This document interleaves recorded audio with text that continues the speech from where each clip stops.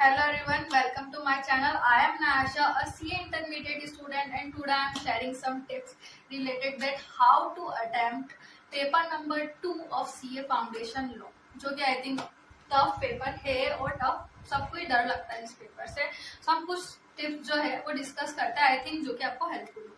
So firstly tips ये है कि जो आपको शुरू के 15 मिनट्स मिलते हैं that's very important thing, because आपको उसमें डिसाइड करना पड़ता है कि आपको कौन सा क्वेश्चन करना है और कौन सा क्वेश्चन एलिमिनेट करना है. अगर आपने वो टाइम का यूटिलाइज कर लिया ना तो आपका पेपर बढ़िया ही जाएगा.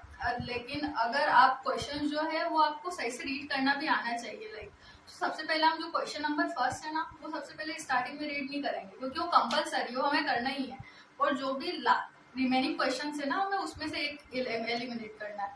सो हम क्वेश्चन नंबर 2 से स्टार्ट करेंगे रीड करना. देन जितने भी क्वेश्चन हम रीड कर लेंगे देन क्वेश्चन नंबर 1 पे आएंगे. फिर हम डिसाइड करेंगे कि हमें कैसे लिखना है. सबसे पहले तो हमें ये डिसाइड करना पड़ेगा कि हमें सबसे पहले कौन सा क्वेश्चन अटेम्प्ट करना है. क्योंकि क्या होता है ना कि आप है ना आपको जो प्रोविजन फैक्ट्स नहीं आते, कंक्लूजन नहीं आते और आप वो सबसे पहले कर दोगे तो क्या है ना एक जो है नेगेटिव इम्पैक्ट क्रिएट होता है. तो सबसे पहले आपको वही क्वेश्चन अटेम्प्ट करना है जिसके अंदर आपको पूरा कॉन्फिडेंस है कि आपका प्रोविजन कंक्लूजन आपको पूरा अच्छे से आता है और ये आपका क्वेश्चन सही है. सबसे पहले आपको वही क्वेश्चन अटेम्प्ट करना है. जब क्वेश्चन अटेम्प्ट करो ना तो सबसे एक चीज ये भी आप ध्यान रखना कि वो क्वेश्चन जो होगा वो है ना 2 से 3 मार्क्स का है. तब उसमें ज्यादा मत लिखना है.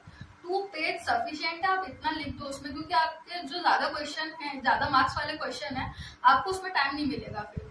इसलिए आप जो 2 to 3 मार्क्स है उसके अंदर आप थोड़ा 2 पेज तक भी 2 to 3 पेज लिखोगे तो भी चलेगा. बट जो भी क्वेश्चन जो भी ज्यादा मार्क्स है उसके अंदर आप पूरा डिस्क्राइब करो, प्रोविजन कंक्लूजन हर चीज अच्छे से लिख के आना.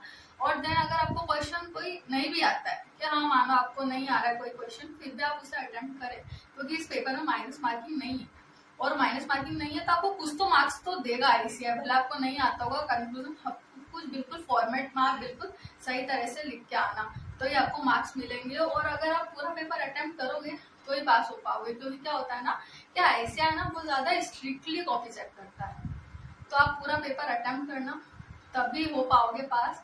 और all the best for your exams. और अगर यही चीजें हैं जो भी है आपको याद रखनी है. और बाकी अगर आपको फिर भी कोई डाउट हो तो आप मुझे कमेंट कर सकते हैं. I will reply for that.